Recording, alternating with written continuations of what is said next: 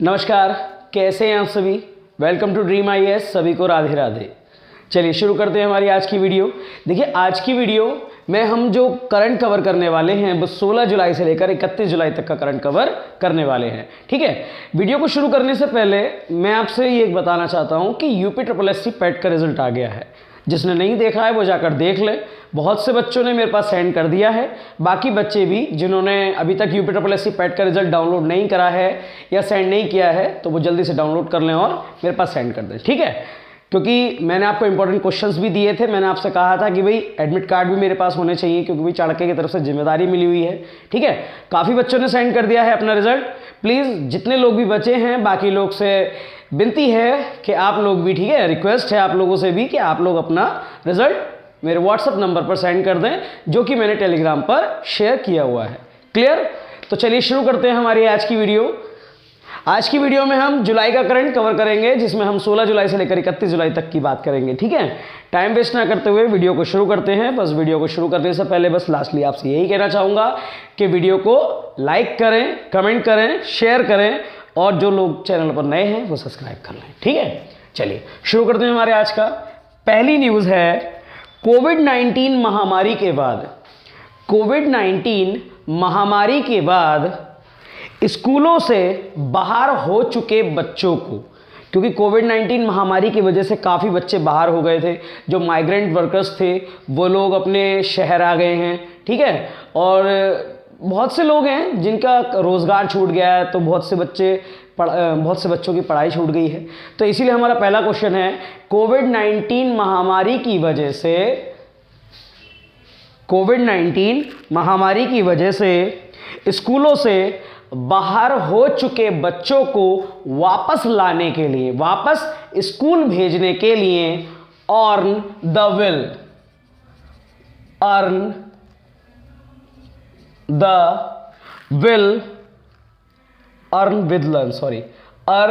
With learn, बड़ा करके लिख देता हूं, अर्न विद लर्न नामक योजना को किसने शुरू किया है।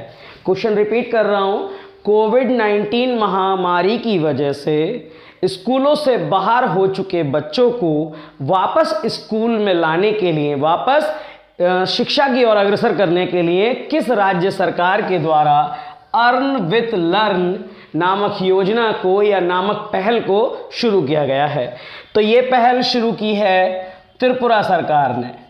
त्रिपुरा सरकार ने कोविड-19 महामारी की वजह से जो बच्चे स्कूल छोड़ चुके हैं उन बच्चों को वापस स्कूलों में शिक्षा दिलाने के लिए, शिक्षा की ओर अग्रसर करने के लिए त्रिपुरा सरकार ने अर्न विथ लर्न नामक योजना को शुरू किया है। ठीक है, इस योजना के तहत लोगों को शिक्षा के प्रति जागरूक किया जाएगा और जो बच्चे हैं, ताकि जो लोग हैं, ताकि वो अपने बच्चों का दाखिला दोबारा से करा सकें, या जो बच्चे नहीं भी पढ़ पा रहे हैं उनकी भी किसी न किसी प्रकार से सहायता उपलब्ध उन्हें कराई जाएगी। ठीक है, तो त्रिपुरा सरकार के द्वारा इस योजना को शुरू किया गया है, अर्न विथ लर्न।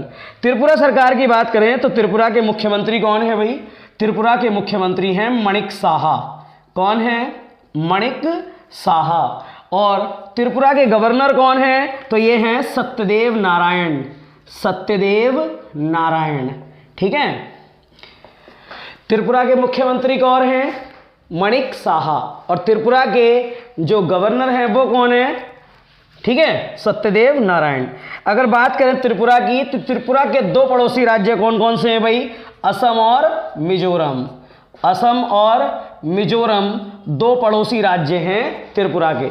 अच्छा, त्रिपुरा से एक क्वेश्चन बन चुका है ऑलरेडी। त्रिपुरा से ये क्वेश्चन बन चुका है ज्योग्राफी में और स्टैटिक जीके में भी, कि वह राज्य कौन सा है जो तीन ओर से बांग्लादेश से घिरा है। ठीक है, तो वह राज्य कौन सा है जो तीन ओर से बांग्लादेश से घिरा है? तो ध्यान रखना, त्रिपुरा तीन ओर से बांग्लादेश से घिरा है, बांग्लादेश से घिरा है। ठीक है, ये क्वेश्चन ऑलरेडी पूछा जा चुका है। चलिए, अर्न विथ लर्न नामक पहल जो है वो त्रिपुरा सरकार ने शुरू की है। त्रिपुरा के मुख्यमंत्री हैं मणिक साहा, त्रिपुरा के गवर्नर हैं सत्यदेव नारायण। त्रिपुरा के दो पड़ोसी राज्य हैं असम और मिजोरम। त्रिपुरा का एकमात्र पड़ोसी देश है बांग्लादेश और उसी बांग्लादेश ने इसे 3 ओर से घेरे हुए है। ठीक है, आगे बात करें। अब बात करते हैं हमारे अगले क्वेश्चन की। तो अगला क्वेश्चन है ISSF Indian shooting sports federation, ISSF shooting विश्व कप 2022, शूटिंग विश्व कप 2022 में भारत किस स्थान पर रहा है? देखिए, एक संस्था है जिसका नाम है ISSF, international shooting sports federation. इस संस्था के द्वारा शूटिंग विश्व कप का आयोजन किया गया था। कब किया गया था? 2022 में। इसी शूटिंग विश्व कप की प्रतियोगिता में भारत का क्या स्थान रहा, हम इसी बारे में चर्चा कर रहे हैं। तो भारत का क्या स्थान रहा भाई? भारत का स्थान रहा पहला। प्रथम स्थान प्राप्त किया है ISSF शूटिंग विश्व कप 2022 में भारत ने। ठीक है, अगर बात करें भारत की, तो भारत ने इस स्थान को प्राप्त किया है। तो पहले स्थान पर कौन है? भारत। ठीक है, कितने मेडल मिले हैं इसको? भारत ने जीते हैं 8 मेडल, जिसमें कि 3 गोल्ड, 4 सिल्वर और 1 ब्रॉन्ज जीता है। ठीक है, दूसरे स्थान पर है दक्षिण कोरिया। दक्षिण कोरिया, दक्षिण कोरिया ने इस प्रतिस्पर्धा में 4 मेडल जीते हैं, जिसमें 3 गोल्ड और 1 सिल्वर है। 3 गोल्ड और 1 सिल्वर है। तीसरे स्थान पर है सर्बिया। तीसरे स्थान पर है सर्बिया। सर्बिया ने मात्र 3 मेडल जीते हैं और तीनों के तीनों गोल्ड हैं। ठीक है, भारत ने टोटल 8 पदक जीते हैं, जिसमें 3 गोल्ड, 4 सिल्वर और 1 ब्रॉन्ज है। दक्षिण कोरिया ने 4 पदक जीते हैं, जिसमें कि 3 गोल्ड, 1 सिल्वर है। और सर्बिया ने 3 पदक जीते हैं, तीनों ही गोल्ड हैं। ये जो आयोजन हुआ है ISSF शूटिंग विश्व कप 2022 का, तो भैया ये कहाँ हुआ है? तो आयोजन हुआ है दक्षिण कोरिया में। दक्षिण कोरिया में हुआ है इस प्रतियोगिता का आयोजन। ठीक है, Indian shooting sports federation shooting विश्व कप 2022 में भारत ने पहला स्थान प्राप्त किया है। दूसरे स्थान पर दक्षिण कोरिया और तीसरे स्थान पर सर्बिया है। ठीक है, और आयोजन जो हुआ है वो दक्षिण कोरिया में हुआ है। क्लियर है? आगे बात करें। अगला क्वेश्चन है हमारा, प्रदूषण से निपटने के लिए भारत का पहला, ऐसी चीजें बहुत पूछी जाती हैं, भारत का पहला, विश्व का पहला, या कुछ अनोखा हो, है ना, तो वो चीज़ एक अलग पूछी ली जाती है, वो एक अलग ही कैटेगरी में आ जाती है। तो प्लास्टिक प्रदूषण को कम करने के लिए या प्रदूषण से निपटने के लिए इलेक्ट्रॉनिक वेस्ट इको पार्क कहाँ स्थापित किया गया है? प्रदूषण को समाप्त करने के लिए इलेक्ट्रॉनिक वेस्ट इको पार्क, ई वेस्ट इको पार्क कहाँ स्थापित किया गया है? तो ये स्थापित किया गया है भैया दिल्ली में।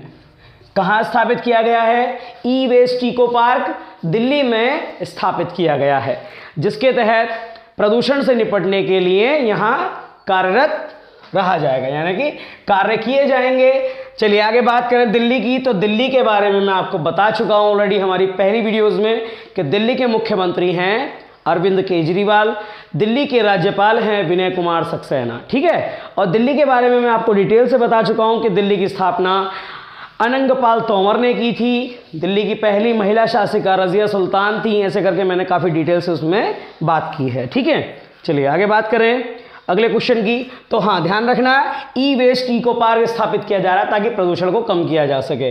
कहाँ स्थापित किया जा रहा है? दिल्ली में। ठीक है, चलिए अगला क्वेश्चन है, नेशनल स्टॉक एक्सचेंज के नए एमडी कौन बने हैं? नेशनल स्टॉक एक्सचेंज के नए एमडी या सीईओ कौन बने हैं? नेशनल स्टॉक एक्सचेंज है क्या? तो भारत का जो शेयर बाजार है, भारत में जो शेयर बाजार है, वो शेयर बाजार स्टॉक एक्सचेंज के माध्यम से रेगुलेट किया जाता है। ठीक है, विश्व का कोई भी शेयर बाजार हुआ वो स्टॉक एक्सचेंज के माध्यम से रेगुलेट किया जाता है। और भारत में दो प्रमुख स्टॉक एक्सचेंज हैं, एक है बॉम्बे स्टॉक एक्सचेंज और एक है नेशनल स्टॉक एक्सचेंज। अब बात चल रही है कि नेशनल स्टॉक एक्सचेंज के हाल ही में कौन चेंज हुए हैं, एमडी या सीईओ चेंज हुए हैं, तो भैया वो कौन है? नेशनल स्टॉक एक्सचेंज के नए एमडी और सीईओ कौन बने हैं? तो ये बने हैं आशीष कुमार चौहान। कौन बने हैं? आशीष कुमार चौहान बने हैं नेशनल स्टॉक एक्सचेंज के नए एमडी और सीईओ। ठीक है, इन्होंने किसका स्थान लिया है भाई? इन्होंने विक्रम लियमय का स्थान लिया है, विक्रम लियमय का स्थान लिया है। ठीक है, और ये बन गए हैं नेशनल स्टॉक एक्सचेंज के नए एमडी। अगर नेशनल स्टॉक एक्सचेंज की बात करें तो इसकी स्थापना 1992 में हुई थी। इसका मुख्यालय मुंबई में है। ठीक है, और ये तकनीकी दृष्टि से, टेक्निकल के मामले में, तकनीकी दृष्टि से भारत का सबसे बड़ा और व्यापार की दृष्टि से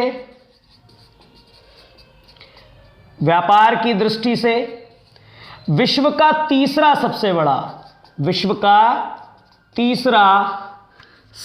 बड़ा स्टॉक एक्सचेंज है, सबसे बड़ा स्टॉक एक्सचेंज है। ठीक है, चलिए एक बार बात कर लेते हैं।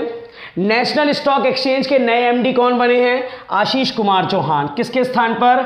विक्रम लियमय के स्थान पर बने हैं Ashish Kumar Chauhan. National stock exchange की बात करें तो इसकी स्थापना 1992 में हुई थी। इसका मुख्यालय मुंबई में है और ये तकनीकी के मामले में भारत का सबसे बड़ा और व्यापार की दृष्टि से विश्व का तीसरा सबसे बड़ा स्टॉक एक्सचेंज है। ठीक है, समझ गए? चलिए देखिए, अभी हाल ही में बॉम्बे स्टॉक एक्सचेंज के अध्यक्ष भी चेंज हुए हैं।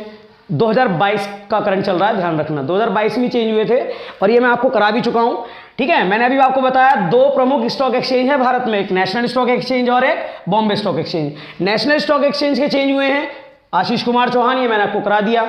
बॉम्बे स्टॉक एक्सचेंज के भी अध्यक्ष चेंज हुए हैं। तो बॉम्बे स्टॉक एक्सचेंज के जो अध्यक्ष बने हैं वो कौन बने हैं? एस मुंद्रा। ये मैं पिछली वीडियो में आपको कवर करा चुका हूं। ठीक है, बॉम्बे स्टॉक एक्सचेंज के भी नए अध्यक्ष चेंज हुए हैं जिनका नाम है एस मुंद्रा। चलिए आगे बात करें। अगला क्वेश्चन है badminton tournament Singapore open 2022। Badminton tournament Singapore open 2022। Badminton tournament Singapore open 2022 में महिला एकल का खिताब किसने जीता है? बैडमिंटन का एक टूर्नामेंट होता है जिसका नाम है सिंगापुर ओपन। ये कब हुआ है? 2022 में। तो बैडमिंटन टूर्नामेंट सिंगापुर ओपन 2022 में महिला एकल का खिताब किसने जीता है? तो इसमें कई कैटेगरी होती हैं, जैसे कि पुरुष और महिला। ठीक है, दो कैटेगरी तो ये हो गई। इसी के साथ साथ डबल पुरुष और सिंगल पुरुष, डबल महिला और सिंगल महिला, मिश्रित युगल यानी कि एक तरफ लड़का लड़की, एक तरफ लड़का लड़की, इस तरीके से। ठीक है, बैडमिंटन खेलते हैं। सिंगापुर ओपन की बात करें तो सिंगापुर 2022 का जो महिला एकल का खिताब है वो किसने जीता है? महिला एकल का मतलब कैटेगरी किसकी है? महिलाओं की, और उसमें भी सिंगल, एकल। मैंने क्या कहा अभी आपसे? ठीक है, सिंगल महिला भी खेलती है और डबल महिला भी खेलती है और मिश्रित युगल भी खेलते हैं। तो यहां बात चल रही है महिला एकल के खिताब की। तो बैडमिंटन टूर्नामेंट सिंगापुर ओपन 2022 में महिला एकल का खिताब जीता है पीवी, बिल्कुल ठीक, पीवी सिंधु ने। ठीक है, पीवी सिंधु ने बैडमिंटन ओपन 2022, सिंगापुर ओपन 2022 का खिताब जीता है महिला एकल का।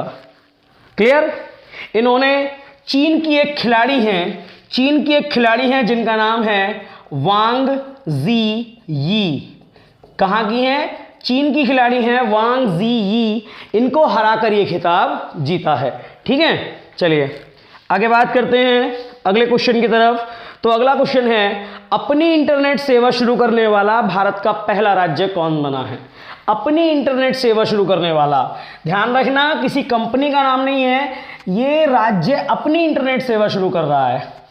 तो अपनी इंटरनेट सेवा शुरू करने वाला भारत का पहला राज्य कौन बना है? आपको जितनी भी न्यूज़ कराई हैं सब इंपॉर्टेंट है, ठीक है। और ऐसी ही न्यूज़ जो बिल्कुल हटके होती हैं थोड़ा, वो ही पूछी जाती हैं। तो अपनी इंटरनेट सेवाएं शुरू करने वाला भारत का पहला राज्य है भैया केरल। कौन है? केरल राज्य ने अपनी इंटरनेट सेवा शुरू की है। और केरल में सरकार किसकी है? केरल में इस समय मुख्यमंत्री कौन है? पिनराई विजयन। कौन है? पिनराई विजयन। केरल के मुख्यमंत्री हैं पिनराई विजयन। और गवर्नर कौन है? आरिफ मोहम्मद खान। कौन है भाई?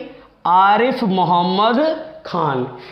केरल ने अपनी इंटरनेट सेवा शुरू की है। कौन सा राज्य है जिसने अपनी इंटरनेट सेवा शुरू की है? तो केरल ने। केरल ने अपनी इंटरनेट सेवा शुरू की है। केरल के मुख्यमंत्री हैं पिनराई विजयन और केरल के गवर्नर हैं कौन?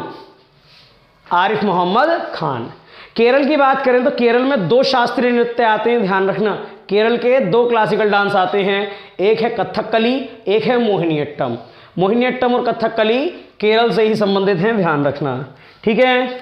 चलिए आगे बात करें अगले क्वेश्चन की तरफ। तो अंतर्राष्ट्रीय नेल्सन मंडेला दिवस, अंतर्राष्ट्रीय नेल्सन मंडेला दिवस,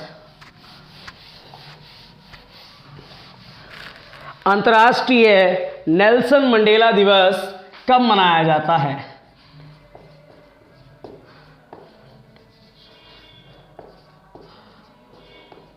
मंडेला दिवस 2022 कब मनाया गया? देखिए अभी तक इतनी सारे हमने करंट अफेयर में जुलाई तक का करंट निपटा लिया, लेकिन अभी तक मैंने आपको कोई दिवस नहीं कराया। दिवस क्यों नहीं कराया? क्योंकि दिवस एक ऐसी चीज़ है जो आप खुद भी कर लोगे, या इसके लिए मैं अलग से कोई वीडियो प्रोवाइड करा दूंगा, क्योंकि काफ़ी सारे दिवस हैं, कौन से महीने के कौन कैसे कराए जाए, है ना। लेकिन नेल्सन मंडेला दिवस एक ऐसा दिवस है जो लगातार 2-3 बार मैंने एग्जाम में खुद देखा है, ठीक है। तो नेल्सन मंडेला दिवस 2022 कब मनाया गया, ये क्वेश्चन है आपका। तो अंतर्राष्ट्रीय नेल्सन मंडेला दिवस मनाया जाता है 18 जुलाई को। प्रति वर्ष 18 जुलाई को अंतर्राष्ट्रीय नेल्सन मंडेला दिवस 2022 मनाया जाता है, ठीक है भाई। अगर बात करें नेल्सन मंडेला की, तो ये हैं कौन? तो इन्होंने दक्षिण अफ्रीका में रंग भेद की नीति को खत्म किया था, ठीक है। दक्षिण अफ्रीका में रंग भेद की नीति थी, गोरों के लिए अलग नीति होती थी, कालों के लिए अलग नीति होती थी। तो इन्होंने, नेल्सन मंडेला ने दक्षिण अफ्रीका में रंग भेद की नीति को खत्म किया था। इसीलिए नेल्सन मंडेला को क्या दक्षिण अफ्रीका का गांधी भी कहते हैं। ध्यान रखना, ये क्वेश्चन इंपॉर्टेंट है कि दक्षिण अफ्रीका का महात्मा गांधी किसे कहते हैं? दक्षिण अफ्रीका का महात्मा गांधी कहते हैं नेल्सन मंडेला को। नेल्सन मंडेला को दक्षिण अफ्रीका का महात्मा गांधी कहते हैं। और ये दक्षिण अफ्रीका के पहले अश्वेत राष्ट्रपति भी थे। पहले अश्वेत, अश्वेत मतलब काले, अश्वेत राष्ट्रपति भी थे। नेल्सन मंडेला दिवस जो मनाया जाता है वो 18 जुलाई को मनाया जाता है। इन्हें दक्षिण अफ्रीका का गांधी कहते हैं और ये दक्षिण अफ्रीका के पहले अश्वेत राष्ट्रपति भी थे। आगे बात करें, चलिए अगले क्वेश्चन की तरफ बात करते हैं। अगला क्वेश्चन है 8000 किलोमीटर लंबी 8000 किलोमीटर लंबी अंतर्राज्यीय सीमा विवाद, लंबी नहीं लंबे कर देना, 8000 किलोमीटर लंबे अंतर्राज्यीय सीमा विवाद, अंतर्राज्यीय सीमा विवाद को सुलझाने के लिए नमसाई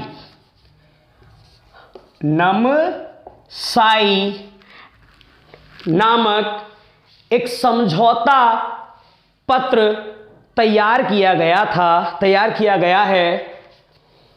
ये किस 2 राज्यों के बीच समझौता हुआ है?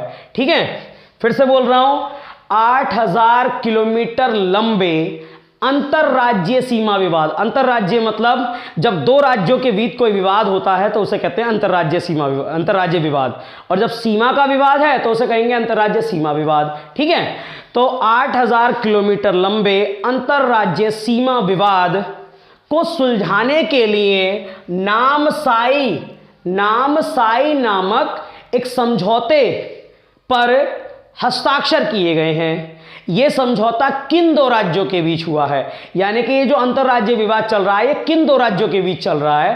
क्वेश्चन ये है। फिर से एक बार रिपीट कर रहा हूं, 8000 किलोमीटर लंबे अंतरराज्यीय सीमा विवाद को सुलझाने के लिए नामसाई एक समझौता प्रपत्र तैयार किया गया है। ये समझौता किन दो राज्यों के बीच हुआ है? तो ये समझौता हुआ है असम और अरुणाचल प्रदेश के बीच। असम और अरुणाचल प्रदेश, इन दो राज्यों के बीच में एक ऐसा वन आता है जिसे 1978 में सरकार द्वारा, अरुणाचल प्रदेश का था ये वन, अरुणाचल प्रदेश का था ये वन कह सकते हैं, ठीक है, अरुणाचल प्रदेश का था ये वन जिसे 1978 में असम को दे दिया गया। अब ये एक विवाद का मुद्दा बन गया कि ये जो वन है वो असम का है या अरुणाचल प्रदेश का, ठीक है। कितना लंबा है, कितना विवाद है? 8000 किलोमीटर का विवाद है। किन दो देशों के बीच है? असम और अरुणाचल प्रदेश के बीच है। इन दोनों देशों की समस्या को सुलझाने के लिए कौन सा समझौता तैयार किया गया है? कौन सी संधि तैयार की गई है? तो नमसाई नामक संधि तैयार की गई है, ठीक है, असम और अरुणाचल प्रदेश के 8000 किलोमीटर लंबे अंतर्राज्यीय सीमा विवाद को सुलझाने के लिए, ठीक है भैया। आगे बात करें, अगला क्वेश्चन है खादी और ग्राम उद्योग। खादी और ग्राम उद्योग,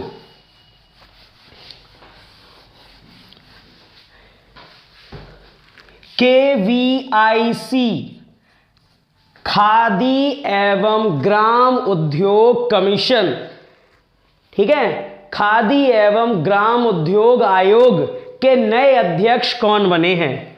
खादी एवं ग्राम उद्योग आयोग के नए अध्यक्ष बने हैं मनोज कुमार। कौन बने हैं भैया? मनोज कुमार। क्वेश्चन रिपीट कर रहा हूं, खादी एवं ग्राम उद्योग आयोग के नए अध्यक्ष कौन बने हैं? KVIC के नए अध्यक्ष कौन बने हैं? तो मनोज कुमार बने हैं, ठीक है। किसके स्थान पर बने हैं भाई मनोज कुमार? तो ये बने हैं विनय कुमार सक्सेना के स्थान पर, ठीक है। और विनय कुमार सक्सेना क्या बन गए? अभी मैंने आपको बताया था विनय कुमार सक्सेना किसी राज्य के राज्यपाल बने हैं। तो विनय कुमार सक्सेना किस राज्य के राज्यपाल बने हैं या किस केंद्र शासित प्रदेश के राज्यपाल बने हैं? तो ये दिल्ली के उपराज्यपाल बन गए हैं, ठीक है, ध्यान रखना। खादी एवं ग्राम उद्योग आयोग के पुराने अध्यक्ष विनय कुमार सक्सेना जो अब दिल्ली के उपराज्यपाल बन गए हैं, इनके स्थान पर नए अध्यक्ष कौन बने हैं? मनोज कुमार। क्लियर? चलिए अगर बात करें KVIC की यानी कि खादी एवं ग्राम उद्योग आयोग की, तो इसकी स्थापना हुई थी 1956 में और इसका मुख्यालय कहाँ है भाई? इसका मुख्यालय है मुंबई में और अध्यक्ष बन गए हैं मनोज कुमार, ठीक है। चलिए आगे बात करते हैं। अगला क्वेश्चन है, केंद्र सरकार ने सीवर मतलब गटर, ठीक है, केंद्र सरकार ने सीवर और सेप्टिक टैंक की सफाई के लिए, मतलब गटर वगैरह की सफाई के लिए, केंद्र सरकार ने सीवर और सेप्टिक टैंक की सफाई के लिए किस नाम से एक नई योजना शुरू की है?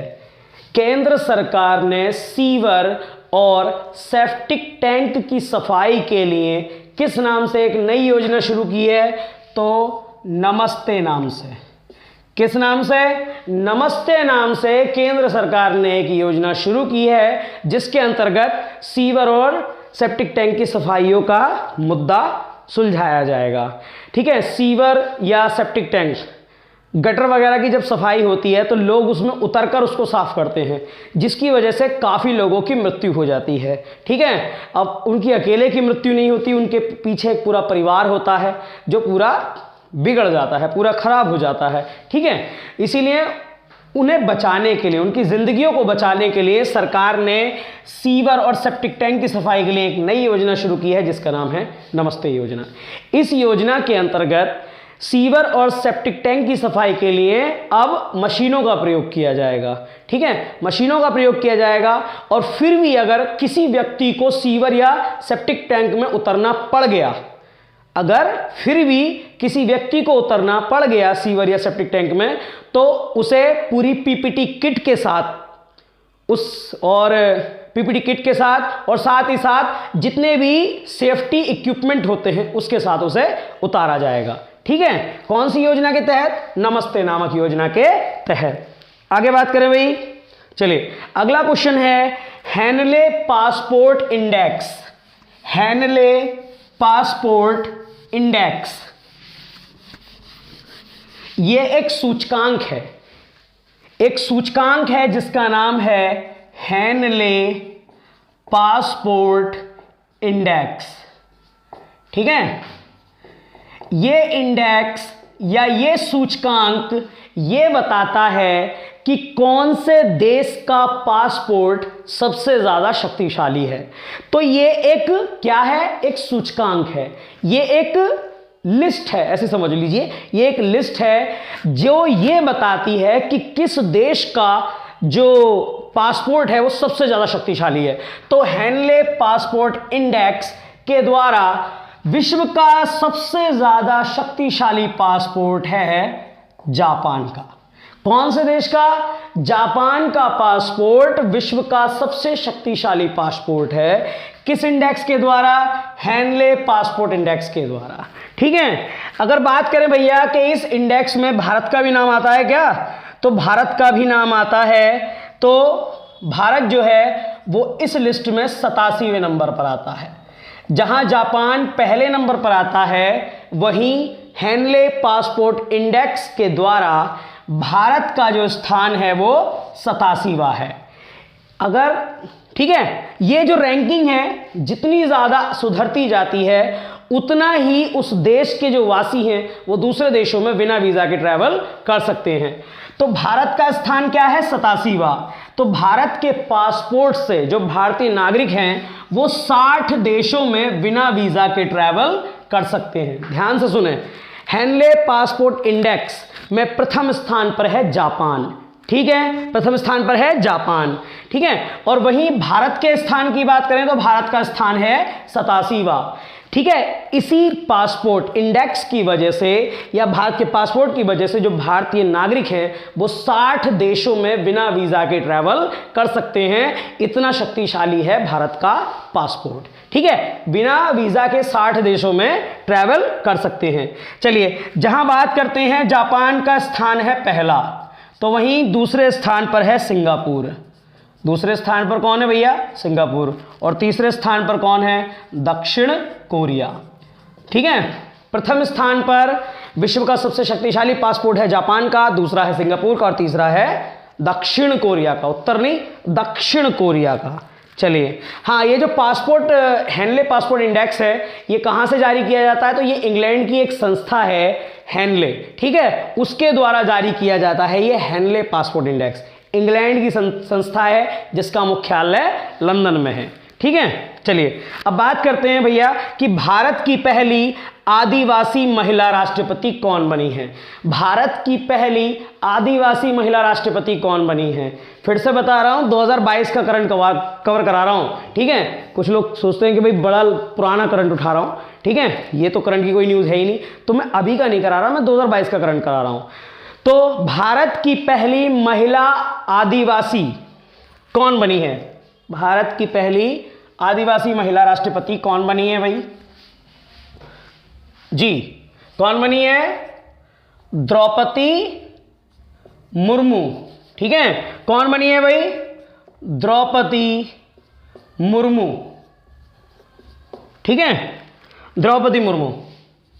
चलिए, अगर बात करें द्रौपदी मुर्मू की तो ये पहली आदिवासी महिला है। द्रौपदी मुर्मू पहली महिला आदिवासी हैं जो राष्ट्रपति बनी है, जो भारत की राष्ट्रपति बनी है।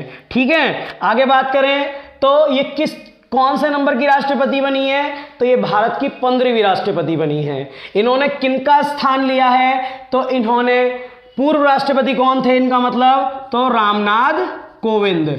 इन्होंने रामनाथ कोविंद का स्थान लिया है, ठीक है, जो इनसे पहले राष्ट्रपति थे। और अब राष्ट्रपति कौन है, तो भारत की पहली आदिवासी महिला राष्ट्रपति बनी है द्रौपदी मुर्मू, जो भारत की 15वें नंबर की राष्ट्रपति हैं, ठीक है। अगर द्रौपदी मुर्मू की बात करें तो इनका संबंध मयूरभंज उड़ीसा से है। मयूरभंज उड़ीसा की रहने वाली हैं कौन, द्रौपदी मुर्मू, जिनका जन्म हुआ था 20 जून 1958 को, ठीक है, 20 जून 1958 को। ये क्वेश्चन आ सकता है कि ये किस आदिवासी जनजाति से संबंधित हैं, क्योंकि ये एक आदिवासी हैं, ठीक है, ये एक आदिवासी महिला हैं, तो ये कौन सी जनजाति से हैं भैया, तो ये संथाल जनजाति से हैं, ठीक है, संथाल जनजाति की हैं, ठीक है। 20 जून 1958 को इनका जन्म हुआ था। ये मयूरभंज उड़ीसा की रहने वाली हैं। 2015 में ये झारखंड की क्या बनी थी, 2015 में ये झारखंड की राज्यपाल बनी थी, राज्यपाल बनी थी 2015 में झारखंड की, ठीक है, 2015 में झारखंड की राज्यपाल बनी थी। आगे बात करें द्रौपदी मुर्मू का संबंध किस पार्टी से है, तो द्रौपदी मुर्मू का संबंध बीजेपी से है, भारतीय जनता पार्टी की हैं द्रौपदी मुर्मू, ठीक है। चलिए अब बात करते हैं थोड़ी सी राष्ट्रपति पद के बारे में, थोड़ी सी बात करते हैं अब राष्ट्रपति पद के बारे में। तो राष्ट्रपति पद की अगर बात करें तो राष्ट्रपति का निर्वाचन, राष्ट्रपति का निर्वाचन कौन से आर्टिकल में भैया, तो यह है आर्टिकल 54 में, ठीक है। आगे बात करें पदावधि, पदावधि पद की अवधि कौन से आर्टिकल में, 56, ठीक है। अगर बात करें कि राष्ट्रपति निर्वाचित की अहर्ताएं, राष्ट्रपति के लिए अहर्ताएं क्या होनी चाहिए, तो राष्ट्रपति बनने के लिए जो अहर्ताएं होनी चाहिए वो आर्टिकल 58 में है, ठीक है। राष्ट्रपति पद के लिए शर्तें क्या होनी चाहिए, राष्ट्रपति पद की शर्तें क्या होनी चाहिए, ये कौन से आर्टिकल में है, 59 में है। राष्ट्रपति की शपथ, राष्ट्रपति की शपथ कौन से आर्टिकल में है, तो आर्टिकल 60 में है। राष्ट्रपति पर महाभियोग, राष्ट्रपति पर महाभियोग कौन से आर्टिकल में, तो आर्टिकल 61 में है, ठीक है। आगे बात करें तो अगला है आपका राष्ट्रपति, हाँ, राष्ट्रपति को मंत्री, जो मंत्रिपरिषद की जो सलाह है, मंत्रिपरिषद की सलाह जो राष्ट्रपति को दी जाती है वो आर्टिकल 74 के तहत दी जाती है, ठीक है। आगे बात करें तो प्रधानमंत्री का राष्ट्रपति के प्रति कर्तव्य, प्रधानमंत्री का राष्ट्रपति के प्रति कर्तव्य चाहे वो सलाह देना वगैरह हो, वो सब 78 में, ठीक है। राष्ट्रपति की विधेयकों पर अनुमति, राष्ट्रपति की विधेयकों पर अनुमति, राष्ट्रपति की विधेयकों पर अनुमति आर्टिकल 111।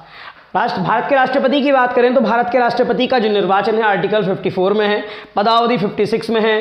राष्ट्रपति पद के लिए अर्हताएं क्या होनी चाहिए, ये 58 में है, शर्तें 59 में है। शपथ राष्ट्रपति की आर्टिकल 60 में है, महाभियोग 61, मंत्रिपरिषद जो राष्ट्रपति को सलाह देता है वो 74 में, प्रधानमंत्री जो राष्ट्रपति को सलाह देता है और उनका जो कर्तव्य होता है राष्ट्रपति के प्रति वो 78 में है, और विधेयकों पर जो राष्ट्रपति की अनुमति मिलती है वो अनुच्छेद 111 में है, ठीक है। आगे बात करें, चलिए अगला क्वेश्चन है हमारा टेनिस टूर्नामेंट के चारों ग्रैंड स्लैम, टेनिस टूर्नामेंट के चारों ग्रैंड स्लैम कौन कौन से ग्रैंड स्लैम हैं, इसके बारे में हम अभी बात करेंगे। पहले बात करते हैं क्वेश्चन की। तो टेनिस टूर्नामेंट के चारों ग्रैंड स्लैम में 80 मैच जीतने वाले विश्व के पहले खिलाड़ी कौन बने हैं। फिर से बात करते हैं, कौन से खेल की बात चल रही है, टेनिस टूर्नामेंट की बात चल रही है।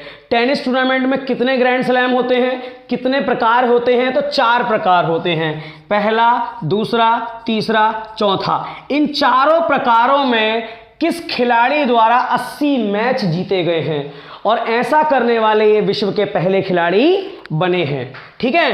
तो 80 मैच जीतने वाले विश्व के पहले खिलाड़ी बने हैं नोवाक जोकोविक। नोवाक जोकोविक, ठीक है। ये कौन से देश के हैं भाई? ये सर्बिया के हैं। सर्बिया के प्रसिद्ध टेनिस खिलाड़ी नोवाक जोकोविक चारों ग्रैंड स्लैम में 80 मैच जीतने वाले विश्व के पहले खिलाड़ी बने हैं। और इन्होंने जो ये 80वां जो मैच जीता है वो किसे हराकर जीता है? तो सून यू को। सून यू दक्षिण कोरिया के हैं। सून यू दक्षिण कोरिया के एक बैडमिंटन प्लेयर हैं, ठीक है, टेनिस प्लेयर हैं, जिन्हें सून यू को हराकर इन्होंने 80वां मैच अपना जीता है। अब बात करते हैं चारों ग्रैंड स्लैम कौन कौन से हैं, यानी कि जो टेनिस टूर्नामेंट होता है उसके चारों प्रकार कौन कौन से हैं भाई? एक तो होता है ऑस्ट्रेलियन ओपन, एक होता है यूएस ओपन, एक होता है फ्रेंच ओपन और एक होता है विंबलडन। ठीक है। जो टेनिस होता है उसके 4 प्रकार होते हैं, एक है यूएस ओपन, एक है ऑस्ट्रेलियन ओपन, एक है फ्रेंच ओपन, एक है विंबलडन। अगर यूएस ओपन की बात करें तो यूएस ओपन का बादशाह कहा जाता है रोजर फेडरर को। अगर बात करें ऑस्ट्रेलियन ओपन का बादशाह किसे कहते हैं तो नोवाक जोकोविक को ऑस्ट्रेलियन ओपन का बादशाह कहते हैं। ऐसे ही फ्रेंच ओपन का बादशाह किसे कहते हैं भाई? राफेल नडाल को फ्रेंच ओपन का भी और विंबलडन का भी, ठीक है, दोनों का बादशाह कहते हैं। क्लियर हो गई बात? चलिए, नोवाक जोकोविच सर्बिया के हैं जिन्होंने 80 मैच जीतकर इन चारों ग्रैंड स्लैम में सबसे ज्यादा मैच जीते हैं, 80 मैच, और ऐसा करने वाले ये विश्व के पहले खिलाड़ी बने हैं। 80वां मैच इन्होंने दक्षिण कोरिया के सूनियो को हराकर जीता है। चारों ग्रैंड स्लैम कौन कौन से हैं? US open, Australian open, French open और विंबलडन। यूएस ओपन की बात करें तो यूएस ओपन के जो सबसे ज्यादा अच्छे खिलाड़ी हैं वो हैं रोजर फेडरर, ऑस्ट्रेलियन ओपन के नोवाक जोकोविक और फ्रेंच ओपन और विंबलडन के हैं कौन? ठीक है, ये हैं आपके राफेल नडाल। क्लियर? आगे बात करें। चलिए, आज का हमारा लास्ट क्वेश्चन है, संयुक्त राष्ट्र द्वारा जारी रिपोर्ट के अनुसार, संयुक्त राष्ट्र द्वारा जारी रिपोर्ट, संयुक्त राष्ट्र द्वारा जारी रिपोर्ट, कौन सी रिपोर्ट? संयुक्त राष्ट्र द्वारा जारी विश्व जनसंख्या रिपोर्ट, विश्व जनसंख्या रिपोर्ट। संयुक्त राष्ट्र द्वारा जारी विश्व जनसंख्या रिपोर्ट 2022 में कौन सा देश चीन को पीछे करके 2023 तक विश्व का सर्वाधिक आबादी वाला देश बन जाएगा? ठीक है, कौन सा देश? फिर से बोलता हूं क्वेश्चन, संयुक्त राष्ट्र की रिपोर्ट है, ये ध्यान रखना, यूएन की रिपोर्ट, संयुक्त राष्ट्र की रिपोर्ट, संयुक्त राष्ट्र की विश्व जनसंख्या रिपोर्ट 2022 के अनुसार 2023 तक कौन सा देश चीन को पीछे छोड़कर विश्व का सर्वाधिक आबादी वाला देश बन जाएगा? तो 2023 तक चीन को पीछे छोड़कर सबसे ज्यादा आबादी वाला देश बन जाएगा भारत। एक अनुमान के अनुसार जो भारत की इस समय जनसंख्या है वो 141 करोड़ है और चीन की जनसंख्या 142 करोड़ है। 2023 तक भारत की जो जनसंख्या होगी वो लगभग 160 से 162 करोड़ के आसपास होगी। ठीक है, 2023 के लास्ट तक भारत की जो जनसंख्या होगी वो 160 से लेकर 162 करोड़ के आसपास होगी, जो विश्व की सर्वाधिक आबादी वाला देश भारत बन जाएगा। ठीक है, तो चलिए, ये तो थी आज की न्यूज़ जिसमें हमने 16 जुलाई से लेकर 31 जुलाई तक का करंट कवर किया। कल जो मैं आपको वीडियो प्रोवाइड कराऊंगा उसमें आपको अगस्त का करंट, ठीक है, आपको प्रोवाइड कराया जाएगा। तो चलिए, बस आज के लिए इतना ही। ठीक है, बस वीडियो को आप लोग लाइक कर दें, प्यारे प्यारे कमेंट्स करें, वीडियो को चैनल को सब्सक्राइब कर लें, वीडियो को शेयर कर दें। ठीक है, और बाकी आज के लिए इतना ही। सभी को राधे राधे।